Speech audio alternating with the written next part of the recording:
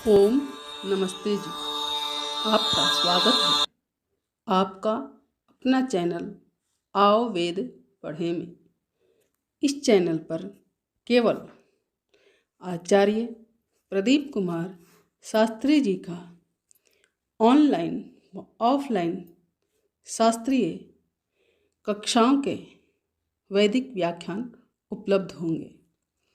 अपने चैनल पर आने वाले वीडियो की सूचना पाना चाहते हैं तो लाइक और सब्सक्राइब करें तथा घंटी के बटन को दबाएं, जिससे कि वीडियो अपलोड होते ही सबसे पहले सूचना पा सकें।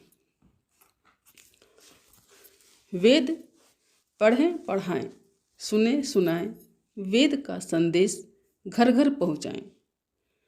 ऋषि ऋण को चुकाएं, अपना कर्तव्य निभाएं, जीवन सफल बनाएं।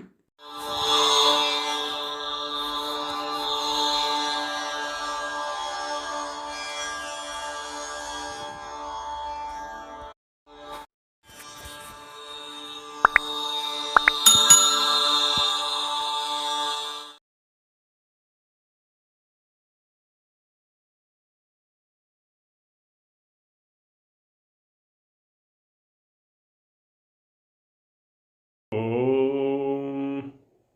सहनाववतु सहनौ भुनक्तु सह वीर्यङ्करवावहै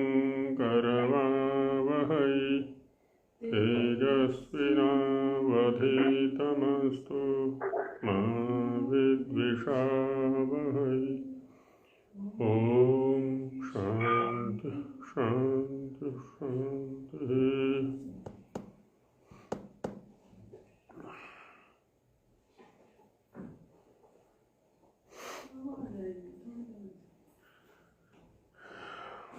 उपासना विषय पर चर्चा चल रही है। अथर्ववेद के 4 मंत्र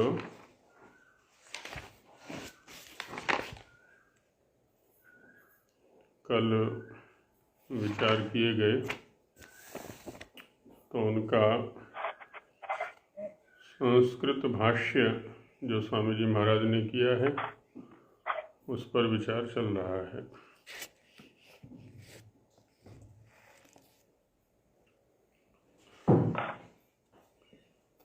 जो कुछ भी हम स्वाध्याय करते हैं, ऋषि ग्रंथों को पढ़ते हैं, उसका चिंतन मनन आदि करते हैं। चिंतन मनन के द्वारा उसको अपनी बुद्धि का विषय बनाया जाता है। ये इस स्वाध्याय का ज्ञान कांड है। हम इसको इसका ज्ञान कर रहे हैं, इसको समझने का प्रयास कर रहे हैं, इसको बुद्धि का विषय बनाने का प्रयास कर रहे हैं। लेकिन इससे अगला जो कदम है वो इसका कर्म कांड है। ज्ञान की कर्म में परिणति होनी चाहिए। तो जो कुछ भी हम यहाँ स्वाध्याय के रूप में करते हैं, चिंतन मनन विचार आदि प्रयास, हम सभी को ये नित्य नियमित रूप से करते रहना है कि वो सब हमारे आचरण में भी आ जाए।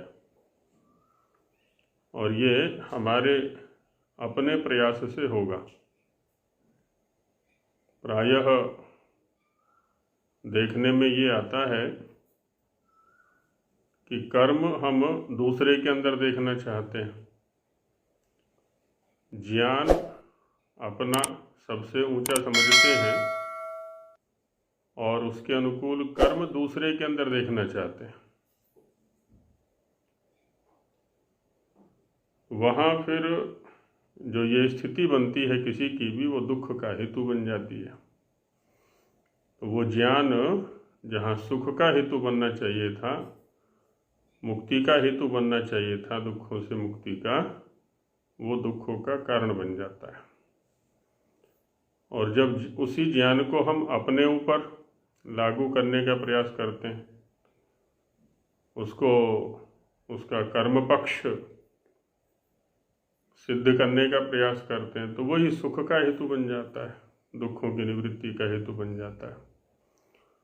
इसलिए जितना भी सामर्थ्य है हमारे अंदर, ज्ञान की कर्म में परिणति का प्रयास हमें सामर्थ्य के अनुसार अवश्य करना चाहिए। योगक्षेम की चर्चा कल की गई थी, तो उसमें भी यही कहा कि जो हमारे ये 28 पदार्थ हैं, 28 साधन हैं, सुखकर हैं, सुखकर होने चाहिए। सुखकर कब होंगे?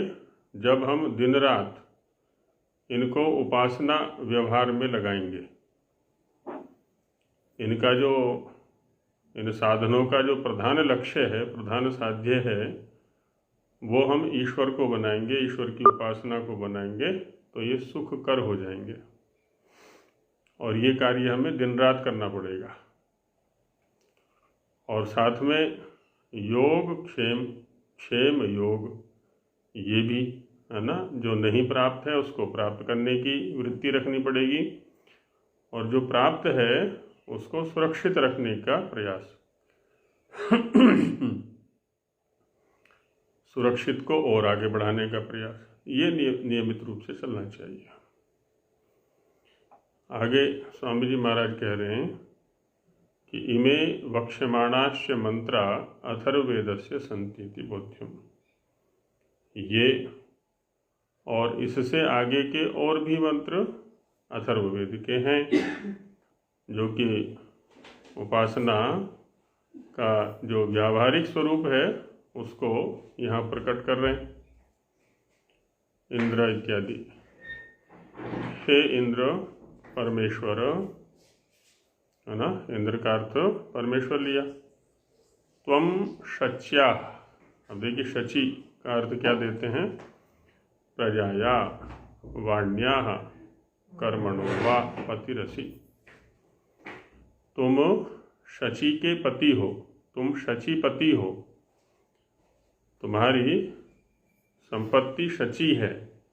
शची कौन है? प्रजा, जो प्रजा है ये संपूर्ण, उसके तुम पति हो।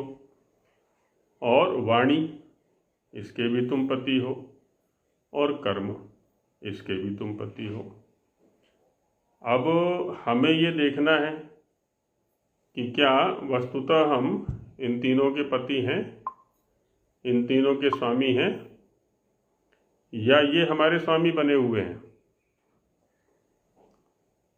सीधी सी बात है कि जो सबल होता है, जो शक्तिमान होता है, वो पति होता है। हम शक्तिशाली होंगे तो हम पति बनेंगे, और यदि हमारी अपेक्षा ये शक्तिशाली होंगे तो ये हमारे स्वामी बन जाएंगे। प्रायः देखने में यही आता है कि जिनका जीवन भोग प्रधान होता है, जो भोगों के लिए जीते हैं या संसार के लिए जीते हैं या ऐषणाओं की पूर्ति के लिए जीते हैं, वो प्रायः दास मनोवृत्ति के होते हैं, स्वामी नहीं होते, है ना, प्रायः दास बन जाते हैं। वो परवशता, पराधीनता उनका स्वभाव बन जाता है, और ये उनको पता भी नहीं पड़ता, फिर भी वो इसी भ्रम में रहते हैं कि हम इसके स्वामी हैं। तो हमें प्रजा का स्वामी बनना है, हमें वाणी का स्वामी बनना है, हमें कर्म का स्वामी बनना है ना। ये सब हमारे अधीन होने चाहिए, हमारे चिंतन पूर्वक ये निश्चित होने चाहिए, संपन्न होने चाहिए। हमें पता होना चाहिए प्रत्येक शब्द का जिसका मैं उच्चारण कर रहा हूँ उस पर मेरा अधिकार होना चाहिए, ये मेरा शब्द है। प्रत्येक कर्म पर इसी प्रकार से मेरा अधिकार होना चाहिए, जिससे कि मुझे पश्चाताप ना करना पड़े, ये मैंने क्या कर दिया, ये मैंने क्या बोल दिया, ये मैंने किसको उत्पन्न कर दिया, जब हम प्रजा को उत्पन्न करते हैं वहाँ पर भी ऋषियों ने एक प्रक्रिया बना करके दी है हमें कि तुम प्रजा के स्वामी बनोगे यदि इस प्रक्रिया से, इन संस्कारों से युक्त होकर के प्रजा की उत्पत्ति करोगे। संतान आदि की उत्पत्ति यदि संस्कारों के अनुसार चलते हुए, ऋषियों के वेदों के निर्देशों के अनुसार चलते हुए करोगे तो तुम उस संतान के स्वामी बनोगे। नहीं तो संतान तो स्वामी बनी जानी है।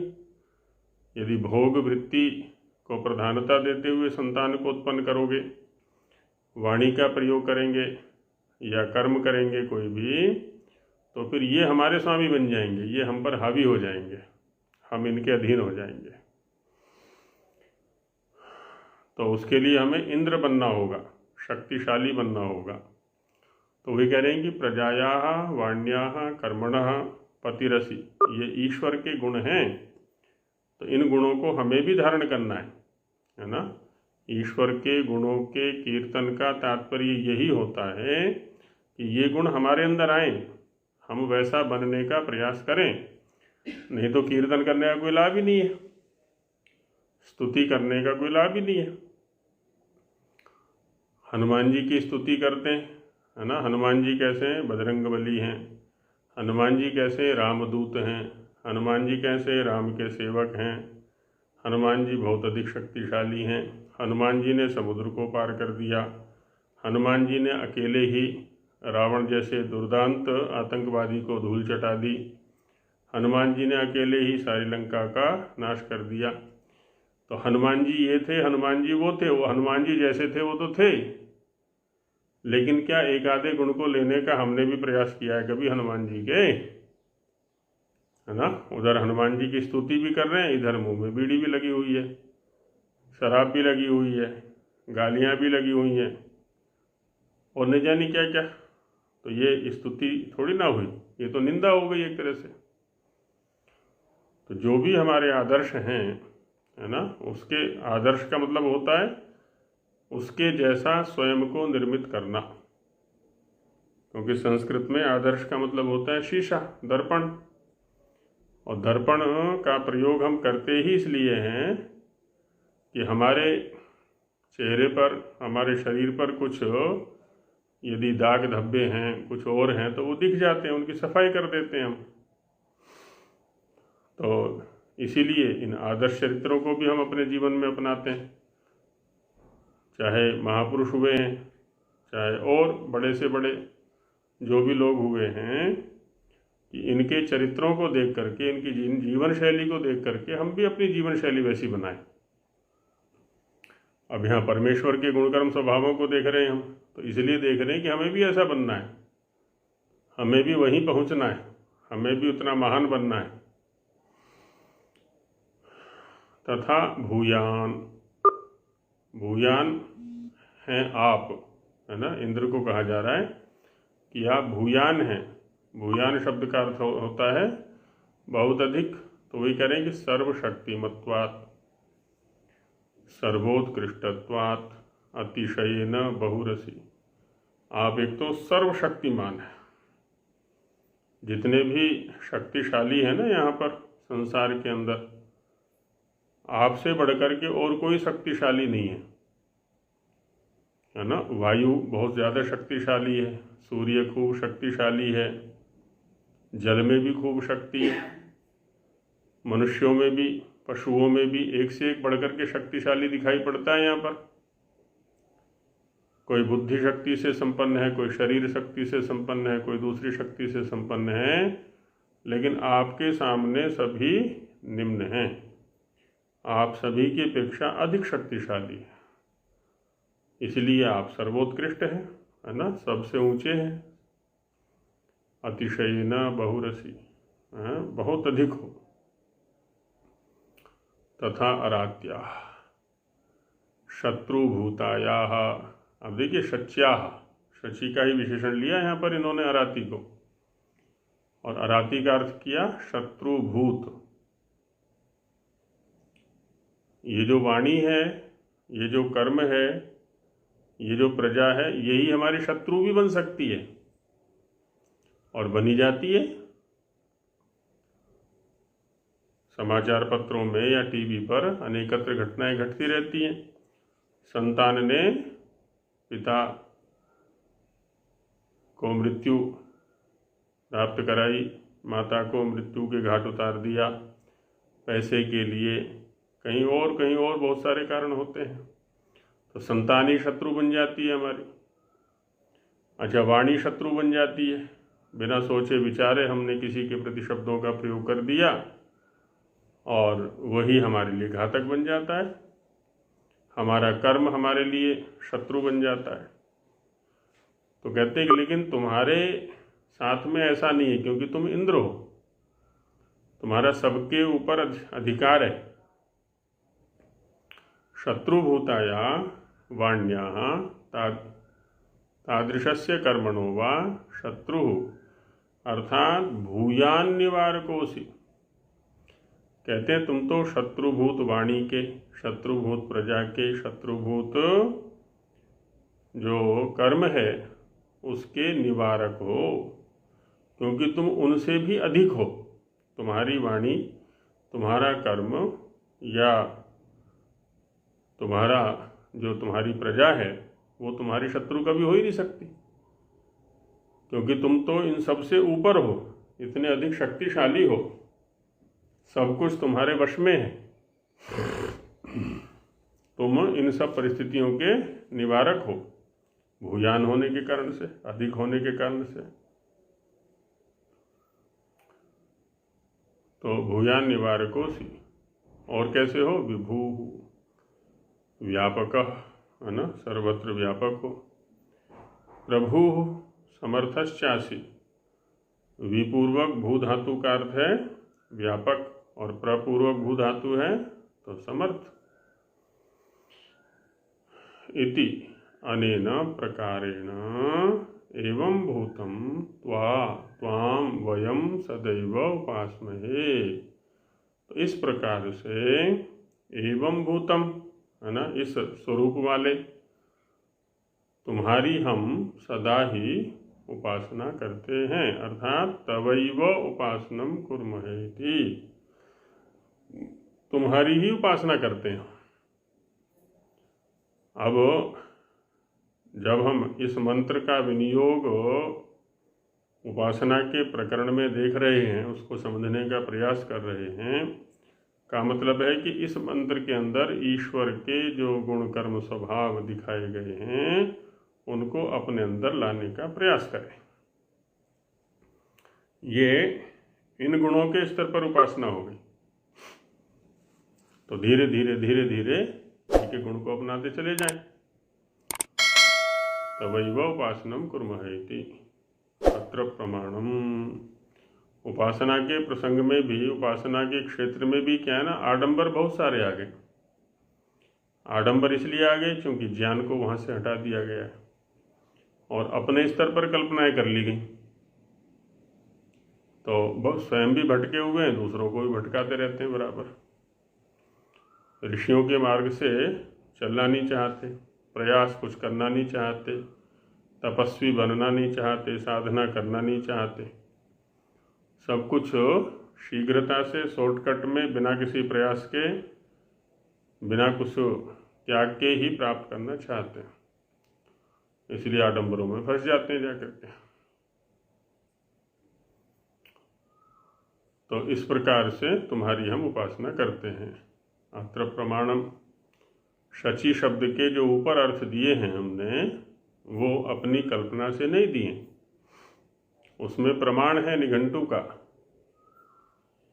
जैसे कि वाचो नामसु शचीति पठितम, है ना, वाणी नामों में, वाणी के जो नाम है, वाणी के पर्यायवाची शब्दों में शची शब्द का पाठ है निघंटु के अंदर। तथा कर्मणाम नामसु शचीति पठितम, कर्म नामों में भी, कर्म के पर्यायवाचियों में भी शची शब्द पठित है। तथा प्रज्ञा नामसु,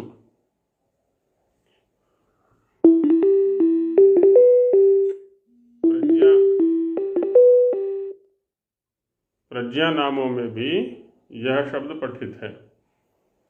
ऊपर प्रजा शब्द उद्धृत किया था, तो प्रज्ञा ही होना चाहिए वहाँ पर भी, क्योंकि प्रज्ञा नामों में पठित है, इसी के आधार पर उधर अर्थ किया है ये। तो हमारा जो ज्ञान है बुद्धि है। तो इस तरह से शची के 3 अर्थ हो जाएंगे यहाँ पर निघंटु के आधार पर, प्रज्ञा, वाणी और कर्म। ईश्वरो भी वदति, आगे ईश्वर हमारे प्रति कहते हैं कि हे मनुष्या, यूयम उपासना रीत्या सदैव, तुम लोग उपासना की रीति से, समीप में आने की जो रीति है, प्रक्रिया है ना, उससे, अब किसी के समीप में हम जाते हैं तो उसके अनुकूल बन करके ही तो जाते हैं। उसके जैसे वस्त्र पहनेंगे, उसके जैसा भोजन करेंगे, उसके जैसे गुणों को अपनाएंगे, आदि आदि, जो कुछ भी वो पसंद करता होगा, जैसा भी वो रहना चाहता होगा। तो यहाँ ईश्वर के निकट जा रहे हैं। तो वही कह रहे हैं कि हे मनुष्य, यूयम उपासना रीत्या, उपासना की रीति से सदैव माम पश्यत, मुझे यदि देखना है, मेरा दर्शन यदि करना है तो उपासना की रीति से ही कर सकते हो। और वैसा करके सम्यक ज्ञात्वा चरत, पश्यत का अर्थ दे रहे हैं यहाँ पर कि यथार्थ ज्ञान करके, क्योंकि ईश्वर के विषय में भी तो बहुत सारा मिथ्या ज्ञान फैलाया हुआ है, स्वयं भटके हुए हैं, दूसरों को भी भटका रहे हैं वैसे ही। तो है ना, सम्यक ज्ञात्वा। आप देखिए यहाँ पर उपासना को ही खोल रहे हैं स्वामी जी पश्यत शब्द के द्वारा, सम्यक ज्ञात्वा चरत, यथार्थ ज्ञान करके वैसा आचरण करो। चरत माने आचरण करो।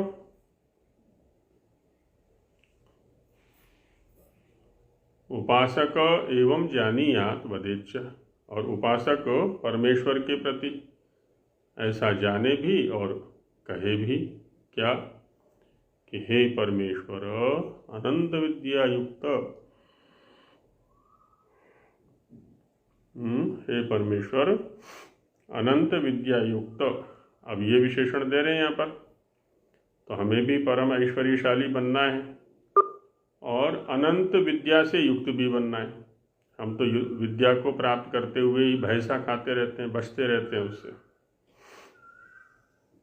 समस्या क्या होती है ना, जैसे जैसे हम ऋषियों को पढ़ने का प्रयास करते हैं, वैसे वैसे संसार के प्रति एक यथार्थता, यथार्थ स्वरूप संसार का वो हमारे सामने आने लगता है और वो छूटता सा प्रतीत होता है। क्योंकि ऋषियों को पढ़ेंगे, दार्शनिकों को पढ़ेंगे तो क्या होगा, यथार्थ ज्ञान होगा। यथार्थ ज्ञान से क्या होगा, जो आसक्ति है यहाँ पर, जो ममत्व है, मेरापन है, वो धीरे धीरे धीरे धीरे छूटता जाता है और उसको हम पकड़े रहना चाहते हैं हर समय, वही दुख का हेतु बनता है। तो अनंत विद्या युक्त होना, परमेश्वर को भी वैसा ही यहाँ पर संबोधित कर रहे हैं। नमस्तेस्तु ते तुभ्यम अस्माकं सततम नमोस्तु भवतु, तुम्हारे प्रति सदा ही हमारा समर्पण होवे। हम स्वयं का स्वत्व न देखें, सर्वत्र आपके ही स्वत्व को स्वीकार करें, आपके ही जो स्वामित्व है उसको स्वीकार करें कि सब कुछ आपका ही है। तेन त्यक्तेन भुंजीथा, है ना, ये वृत्ति हमारी बने कि आपका ही दिया हुआ है सारा का सारा। किसी प्रकार का मिथ्या अहंकार हमारे सामने न आना चाहिए। और दिखाते हैं कि अन्नाद्येन कस्मै प्रयोजनाय, किस प्रयोजन के लिए आपके समीप आना चाहते हैं। तो एक तो है अन्नादि राज्यैश्वर्येण, है ना, आपके पास में आने का एक हेतु बन गया यहाँ पर अन्नादि। अब देखिए, राज्य के लिए भी अन्न शब्द का प्रयोग किया स्वामी जी ने यहाँ पर, क्योंकि अद्यते भुज्यते तद अन्नम, जिसका भी भोग किया जाए, है ना, जिसको भी भोगा जाए वो सब अन्न है। राज्य को भी भोगा जाता है तो वो भी अन्न हो गया, शरीर को भोग रहे हैं तो वो अन्न हो गया। बाकी सामान्य रूप से जो स्थूल भोजन जिसको हम कहते हैं रोटी चावल दाल आदि जो भी है वो तो भोजन है ही, अन्न है ही वो तो। अभी यहाँ पे भोग वस्तु को अन्न कहते हैं, तो और फिर अब आजकल सारा उल्टा ही ले रखा है। तो हाँ, तो ऐसा है। तो ये कह रहे स्वामी जी, अन्नादि राज्यैश्वर्येण, अन्नादि जो राज्यैश्वर्य है उसके हेतु से। और कैसे? यशसा, यश कौन सा चाहिए?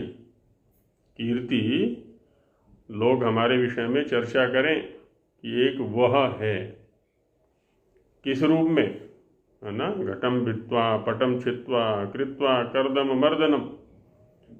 लोग अपना नाम चमकाने के लिए क्या क्या नहीं करते। कहते हैं चौराहे पर जाकर के कोई घड़ा फोड़ने लगता है, पेपर में छप जाता है कि देखो उस व्यक्ति ने आज चौराहे पर जाके घड़ा फोड़ा।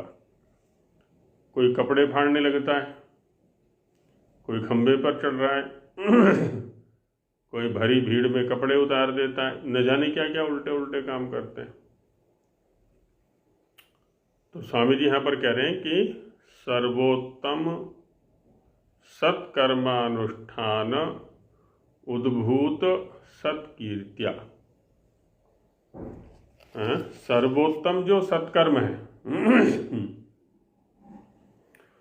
जो सभी की दृष्टि में उत्तम कर्म है ना, किसी की भी दृष्टि में जो निकृष्ट कर्म नहीं है, वो कोई प्रत्यक्ष स्वीकार करता है, कोई परोक्ष स्वीकार करता है। तो सर्वोत्तम, है ना, सबसे उत्तम, और क्या है वो? सत्कर्म, असत्कर्म नहीं, उल्टे कर्म नहीं। तो सर्वोत्तम सत्कर्मों के अनुष्ठान से, अनुष्ठान माने उनकी संपन्नता, उनको करना, उससे उद्भूत माने उत्पन्न जो सत्य कीर्ति है उसके लिए। क्योंकि आपके सानिध्य से ही तो हमें पता चलेगा ना कि सर्वोत्तम सत्कर्म कौन से हैं। क्योंकि आपके जितने भी कर्म हैं वो सारे के सारे सर्वोत्तम सत्कर्म हैं।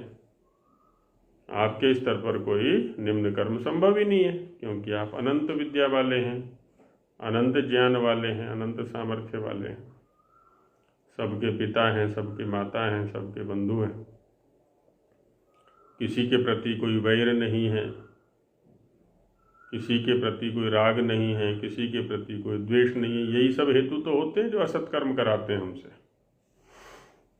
तो आपके सानिध्य से हमें भी सत्कर्मों की पहचान होगी, सर्वोत्तम सत्कर्मों की पहचान होगी और उनका अनुष्ठान करने की वृत्ति जगेगी। तो उससे प्राप्त जो सत्कीर्ति है ना, उसके हेतु से। और कैसे? तेजसा, तेजस का क्या अर्थ कर रहे हैं स्वामी जी महाराज? निर्दीनतया प्रागल्भ्येन च। एक स्थिति होती है ना, दीनहीन से बने रहना, दरिद्र से बने रहना, है ना। दीन क्षय धातु है दीन के लिए, क्षीण से, म्रियमाण से, मेरे पास तो ये नहीं है। किसी किसी की का स्वभाव होता है हमेशा रोते रोते ही जीवन पूरा कर देते हैं, वो अभावों को ही देखते रहते हैं। ये नहीं देख पाते कि ईश्वर ने शरीर रूपी कितनी बढ़िया सर्वोत्तम संपत्ति दे रखी है, साधन दे रखे हैं, इनका उपयोग करो। इनका उपयोग करके धन ऐश्वर्य के स्वामी तुम भी बन सकते हो। तो कहते हैं दीन नहीं होना, अदीना श्याम शरद शतम, है ना। वेद के अंदर ईश्वर दीन होने का नहीं कह रहा है। तो निर्दीनतया, दीनता रहित होते हुए,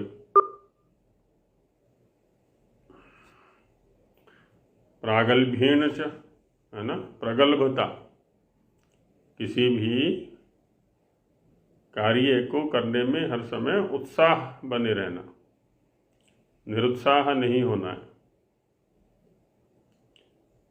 और ब्राह्मण वर्चसेन। ब्राह्मण का वर्चस क्या है, दीप्ति क्या है, वर्च कहते हैं दीप्ति को। पूर्ण विद्यया सह वर्तमानान अस्मान। हे परमेश्वर तुम कृपया सदैव। ब्राह्मण वर्चस क्या है जी, पूर्ण विद्यया सह वर्तमानान। हमारी जो विद्या है ना पूर्ण होनी चाहिए, तो हम पूर्ण विद्या के साथ में वर्तमान रहें, विद्या से लबालब भरे रहें। कोई भी कोना ऐसा ना हो मस्तिष्क का, बुद्धि का, जहाँ पर कि विद्या ना हो। हम जिधर भी देखें वहीं विद्या ही विद्या होनी चाहिए हमारे पास।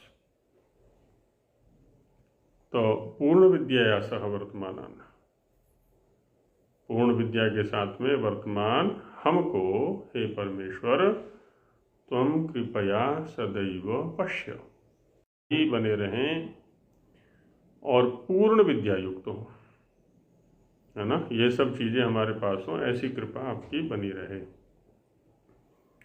अब कृपा बनी रहे से तात्पर्य ये नहीं कि हाथ पे हाथ धर करके बैठ जाएं, चादर ओढ़ करके सो जाएं कि अब तो ईश्वर से हमने ईश्वर का भजन कर लिया है, प्रातःकाल इस मंत्र का पाठ कर लिया है, अब ईश्वर स्वयं ही हमारे घर में भर देगा, स्वयं ही हमारे मस्तिष्क में विद्या डाल देगा, स्वयं ही हमारे शरीर में शक्ति भर देगा। नहीं, प्रयत्न करना है हमको। ईश्वर की जो आज्ञाएं हैं वो मार्गदर्शन करेंगी, करना तो हमको होगा, अनुष्ठान तो हमें करना है।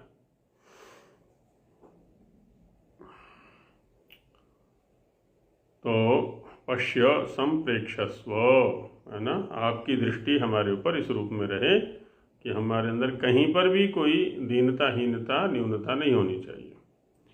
एतदर्थम वयम त्वाम सर्वदा उपास्महे, इसलिए हम सदा आपकी उपासना करते हैं। तो उपासना, ये उपासना करने के ये प्रकार हैं, वैदिक प्रकार, कि हम ऐसा ऐसा बनने का प्रयत्न करें, ये ईश्वर की ही उपासना है। हम समर्थ बन रहे हैं, ये ईश्वर की उपासना है। हम राज्यादि के स्वामी बन रहे हैं, ये ईश्वर की उपासना है। हम शक्तिशाली बन रहे हैं, ये ईश्वर की उपासना है। धनशाली बन रहे हैं, ईश्वर की उपासना है। सत्कर्म, सर्वोत्तम सत्कर्म,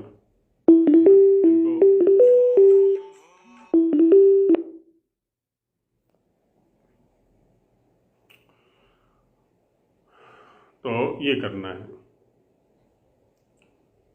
क्योंकि यहाँ पर भी हम किसी की उपासना किस लिए करते हैं, किसी के समीप जाया करते हैं ना। हम कभी ज्ञान के लिए किसी के समीप जाते हैं। अब ऐसा नहीं है कि उसके पास बैठने मात्र से ही हमारे अंदर ज्ञान आता रहेगा, बराबर आ जाएगा। उसके लिए हमें प्रयत्न करना पड़ता है, सेवा, शुश्रूषा, त्याग, है ना। घर को त्याग करके वहाँ जाना पड़ता है, आचार्य के पास में, गुरु के पास में, उसके सानिध्य प्राप्त करना पड़ता है।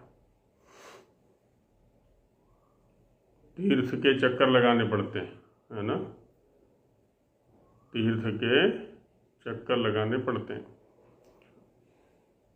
अब इसको भी कितना विकृत कर दिया।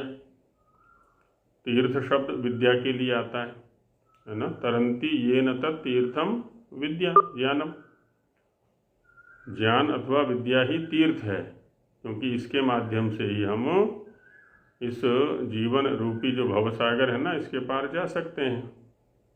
जन्म मरण का जो चक्र है इसे छूट सकते हैं। अब इसके लिए बड़ा प्रयत्न करना पड़ता है, गुरु सेवा, गुरु का सानिध्य आदि आदि। अब वह विद्या या ज्ञान जिसके पास है वह गुरु भी तीर्थ है। इसलिए एक गुरु से पढ़े हुए जो दो व्यक्ति हैं ना, वो सतीर्थ्य कहलाते हैं आपस में। समान तीर्थ वाले, समान गुरु वाले, समान गुरु से पढ़े हुए। वो गुरु जहाँ बैठ कर के उस विद्या का दान करते हैं, उस स्थान को भी तीर्थ कह दिया जाता है। और ऐसे स्थान जहाँ हुआ करते थे प्राय नदियों के किनारे, तो उन नदियों को भी तीर्थ कह दिया। अब गुरुओं के पास गए ज्ञान लेने के लिए तो नदियों में स्नान करना ही है। अब ज्ञान भी बीच में से हट गया, गुरु भी हट गया और गुरुकुल भी हट गया, केवल नदी रह गई। ये नदी में वो गोता लगाने से सारे पाप धुल जाते हैं, सारे भव बंधन कट जाते हैं। या किसी स्थान विशेष को तीर्थ बनाया और उसका चक्कर काटा, इतने चक्कर काटो इसके, 12 प्रदक्षिणा कर लो, 16 प्रदक्षिणा कर लो, या जितनी भी हैं, तो कितना विकृत रूप हमारे सामने आ गया, इसलिए दुखी रहते हैं। चक्र होता है बार बार प्रयास, क्री धातु से ही तो चक्र शब्द भी बना हुआ है ना। तो चक्र का मतलब होता है पुनः पुनः प्रयास करना किसी उपलब्धि के लिए, है ना। एक व्यापारी है तो व्यापार की सफलता के लिए वो बार बार प्रयास करता है, ये उसके लिए चक्कर हो गया। चक्कर हो गया माने बार बार किसी क्रिया को करना, जब तक सफलता ना मिले, जब तक पूर्णता ना आए, तब तक हम बार बार प्रयास करते रहते हैं, उस कर्म को करते रहते हैं बराबर।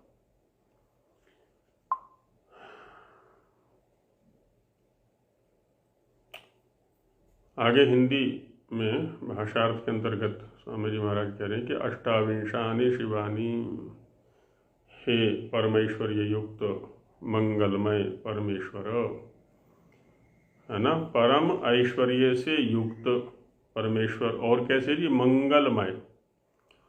अच्छा, मंगल शब्द को भी बड़ा विकृत कर रखा है। हमारे पंडित जी या पंडित वर्ग से पूछते हैं पूजा पाठ में, यज्ञ आदि में, कि यह क्रिया किस लिए की जा रही है, करनी चाहिए, तो कहते हैं मंगल के लिए। मंगल क्या है उनके यहाँ पर? जिस क्रिया का प्रयोजन स्पष्ट नहीं है, तो बस वो उस क्रिया का जो प्रयोजन है वो मंगल हो गया। ज्ञानपूर्वक की जाने वाली क्रिया, लक्ष्य विशेष को निर्धारित करके ज्ञानपूर्वक की जाने वाली क्रिया को भी अज्ञान में ले गए। मगी गतौ धातु है, तो उससे औणादिक अलच प्रत्यय होकर के मंगल शब्द बनता है, मंगेर अलच। तो ऐसी कोई भी क्रिया, ऐसी प्रवृत्ति, ऐसी चेष्टा, जो ऐसा साधन जो कि हमारी गति का साधन बने, प्रगति का साधन बने, उन्नति का साधन बने, वो मंगल है। तो वैसी ही गति, वैसी चेष्टाएं, वैसे साधनों का उपयोग हमें करते रहना चाहिए। तो कल को हम भी मंगलकारी हो जाते हैं किसी के लिए, हमारा सानिध्य भी मंगलकारी हो जाता है किसी के लिए, हमारी बातें मंगलकारी हो जाती हैं, उसकी उन्नति का साधन बन जाती है। हमारे लिए कोई दूसरा व्यक्ति मंगलकारी हो सकता है।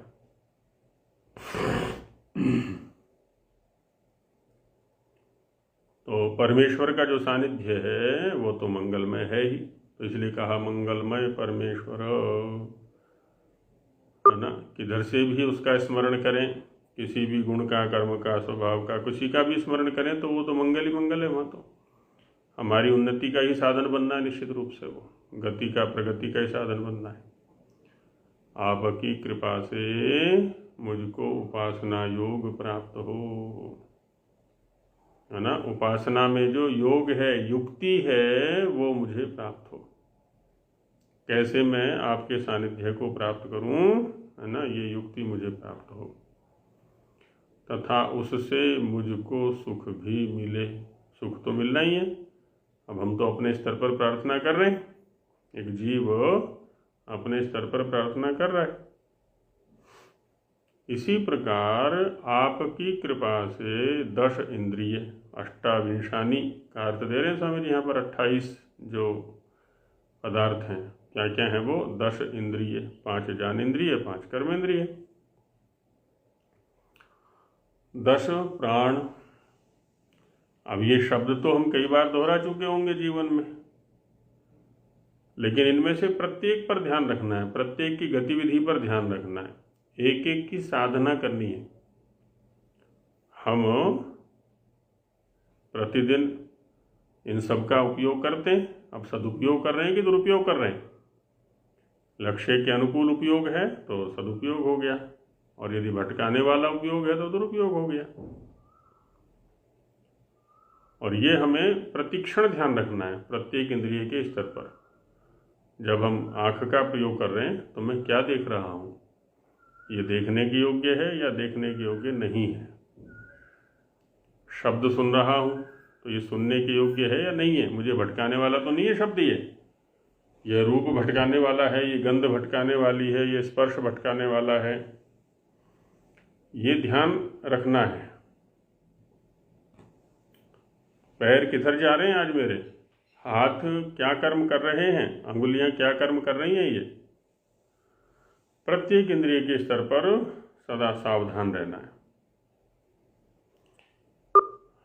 ऐसे ही शरीर के अंदर जो प्राण कार्य कर रहे हैं, है ना, प्राण अपान व्यान उदान समान आदि जो भी हैं, उन पर भी शरीर के अंदर जितनी गतिविधियां चल रही हैं वो प्राणों के माध्यम से ही है। प्राण के बिना तो कोई गतिविधि चल ही नहीं सकती शरीर के अंदर। भोजन में कर रहा हूँ, है ना, उसका चर्वण चबाना है, अंदर ले जाना है, उसका पाचन है, पाचन के बाद उसमें से रसाहरण है, अन्य धातुओं का निर्माण है, किसी शरीर के द्वारा, शरीर के अंग के द्वारा कोई चेष्टा करना है, सब प्राणों के द्वारा ही होता है। पलकों का उठाना गिराना है, हाथ को उठाना है, अंगुलियों का चलाना है, पैर का चलना, सब कुछ प्राणों के माध्यम से ही संभव है। तो उसकी स्वस्थता का भी मुझे और सदुपयोग का भी ध्यान रखना है। मन, बुद्धि, चित्त, अहंकार, विद्या, स्वभाव, शरीर और बल, अहंकार का एक प्रयोग कैसे? ये अंतःकरण चतुष्टय कहलाता है। मन, बुद्धि, चित्त और अहंकार, है ना, ये अंतःकरण चतुष्ट है। किसी वस्तु के विषय में पहले हम मनन करते हैं, फिर उसका ज्ञान हमें होता है, बुद्धि का तदाकारित होना, उसी के आकार वाला बन जाना, फिर वो हमारे चित्त का विषय बनता है और फिर हम उसके साथ जुड़ जाते हैं, है ना। ये मैं हूँ, अहम, अहम माने मैं। तो किसी भी वस्तु या ज्ञान के प्रति अहम भाव हो जाना, ये होता है अहंकार, है ना। अहम माने मैं और कार माने होना, तो अहम का होना, है ना, किसी वस्तु के साथ में मेरा अहम रूप से जुड़ना कि ये मैं ही हूँ। और इस चीज़ को हम देख भी सकते हैं, जितनी भी वस्तुएं हमारे पास होती हैं ना, तो उनमें प्रायः अहम बुद्धि हो जाती है। तो अहम बुद्धि ही अहंकार है। ये तो आवश्यक है ना? नहीं, आवश्यक नहीं है। आवश्यक है तो सदुपयोग, माने क्या आवश्यक वही तो देखना है सद्विद्या के द्वारा। यदि हम हर चीज में अहम बुद्धि करने लगेंगे तो वो तो भटकाने वाली हो जाएगी। सारी चीजों में अहम बुद्धि नहीं रखनी है। दोनों में ये ना अहम का है भी नहीं, दोनों। हाँ, तो वो देखना है। जब योग की प्रक्रिया में जाते हैं हम, तो धीरे धीरे साधनों को छोड़ते चले जाते हैं। पहले बाह्य साधनों को छोड़ा जाता है जो सांसारिक है। साधनों के छोड़ने से तात्पर्य है उनके प्रति जो आसक्ति है, जो राग है, उसको छोड़ना होता है। फिर हमारे जो अपने साधन है, बाह्य इंद्रियां हैं, उनकी प्रवृत्तियों का अध्ययन करते हैं, विश्लेषण करते हैं, तो उनके जो राग कहीं बने हुए हैं, आसक्तियाँ बनी हैं, उनको छोड़ना होता है। फिर अंतःकरण के स्तर पर चलते हैं और फिर अंत में जाके देखते हैं ये सब तो मेरे उपयोग का ही नहीं है, मैं इनसे पृथक हूँ। वहाँ विवेक बुद्धि हुआ करती है, ये अलग है, मैं अलग हूँ, मैं तो इसी को स्वयं समझे बैठा था। तो धीरे धीरे निवृत्ति की जाती है। ये 28 सब कल्याणों में प्रवृत्त होके उपासना योग को सदा सेवन करें। कहते ये 28 साधन मुझे मिले हुए हैं उपासना योग को सिद्ध करने के लिए। और ये तब सिद्ध कर पाएंगे जब हम यथार्थ ज्ञान पूर्वक इन 28 साधनों का प्रयोग करेंगे। ये मेरे सहयोगी बन जाए उपासना योग में। इनका दुरुपयोग करेंगे तो ये बाधक बन जाएंगे। तथा हम भी योगम, उस योग के द्वारा क्षेमम, रक्षा को, और रक्षा से योग को प्राप्त हुआ चाहते हैं, है ना। योग से रक्षा, रक्षा से योग, क्षेम। इसलिए हम लोग रात दिन आपको नमस्कार करते हैं, है ना। दिन रात वही विषय रहना चाहिए, मुख्य जो विषय है ना। जैसे व्यसनी के लिए व्यसन रहता है, स्वाध्यायशील के लिए स्वाध्याय रहता है ना। तो वैसे ही आगे बढ़ते हुए उपासक के लिए ईश्वर ही मुख्य विषय रहना चाहिए, ईश्वर के प्रति समर्पण ही मुख्य विषय रहना चाहिए।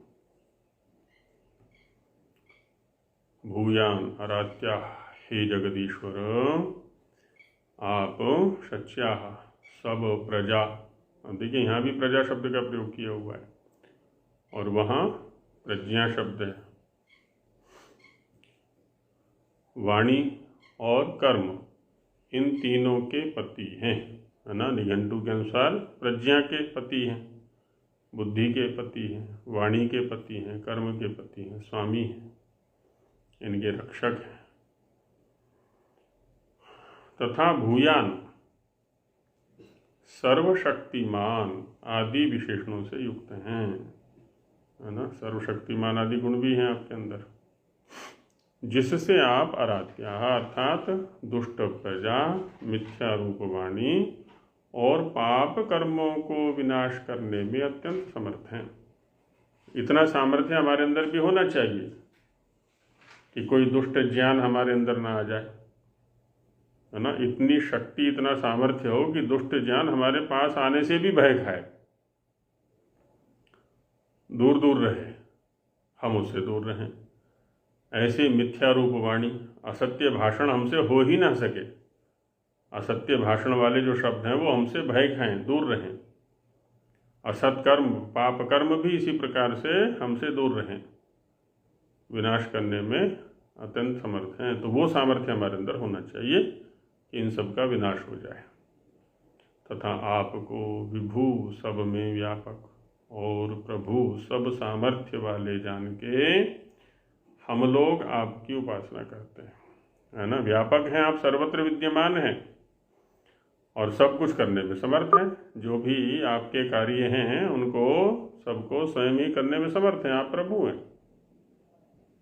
इसलिए नमस्ते, अर्थात परमेश्वर सब मनुष्यों को उपदेश करता है कि हे उपासक लोगों, तुम मुझको प्रेम भाव से अपने आत्मा में सदा देखते रहो।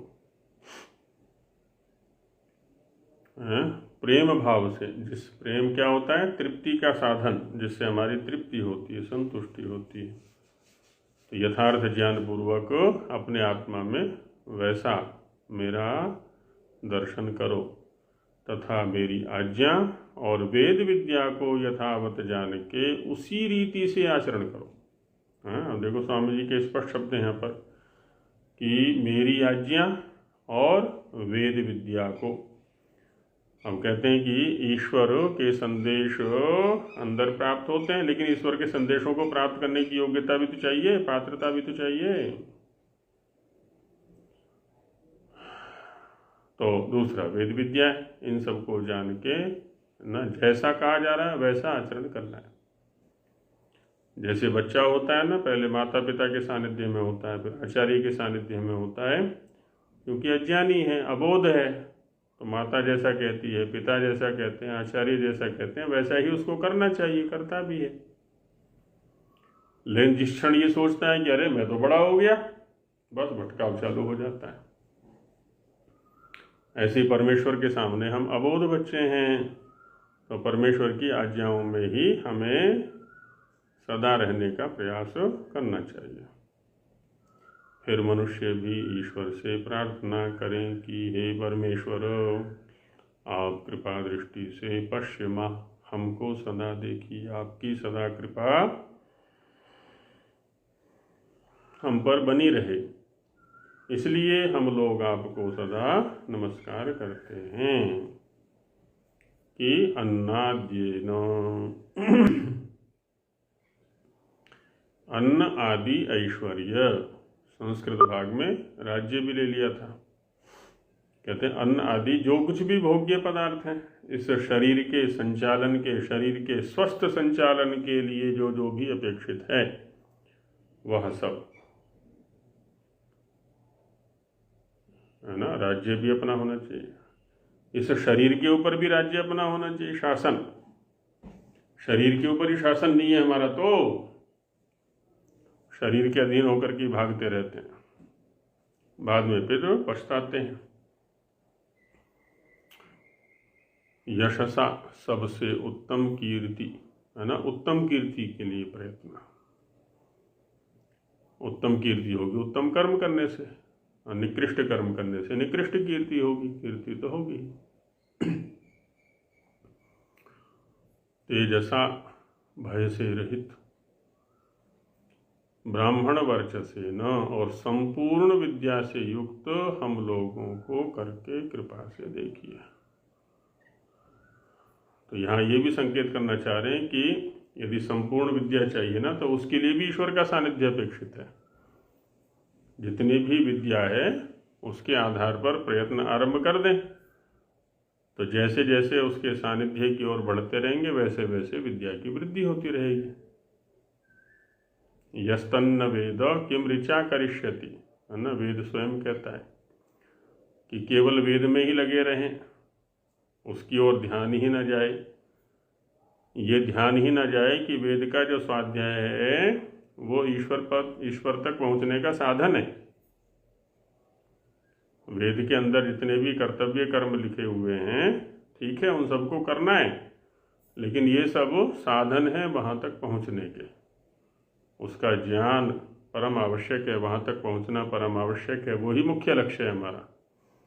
और यदि उसको लक्ष्य बनाया नहीं, है ना, जैसे आजकल वैज्ञानिक स्तर पर आविष्कार हो रहे हैं और क्या क्या है, अध्यात्म पक्ष को सर्वथा छोड़ दिया, भोग पक्ष को ही सर्वथा अपना लिया, इसलिए विनाश की ओर बढ़ रहे हैं सारे के सारे। तो वही करें, संपूर्ण विद्या से युक्त हम लोगों को करके कृपा से देखिए, सदा कृपा आपकी बनी रहे, इसलिए हम लोग सदा आपकी उपासना करते हैं। सदा हम आपकी उपासना में ही रहें, यही प्रार्थना है। तो ये मंत्रों का भाव हुआ।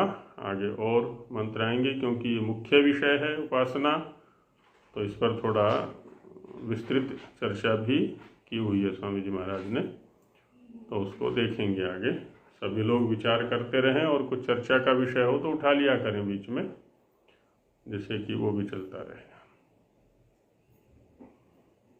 ओम सहना भवतु सहनौ भुनक्तु सह वीर्यं करवावहै तेजस्विनावधीतमस्तु मा विद्विषावहै। ओम शांति शांति शांति। सभी को नमस्ते जी। नमस्ते आचार्य जी। सभी को नमस्ते।